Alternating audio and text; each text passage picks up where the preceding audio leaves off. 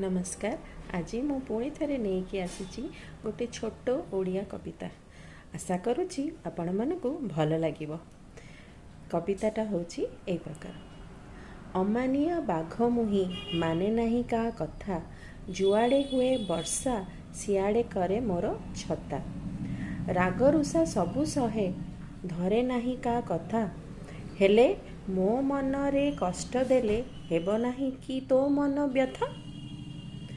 एपटे आसी सेपटे गलु दिन थाउ थाउ कथा सारिलु, बाघटे मुही जानी भी न डरिलु, मो अमानिया मन को जिणी तु गलु। आशा करुँची आपण मानकु भल लागिथिबो। मु शेफाली दास।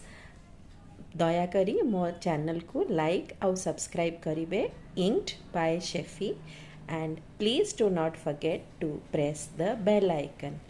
Thank you.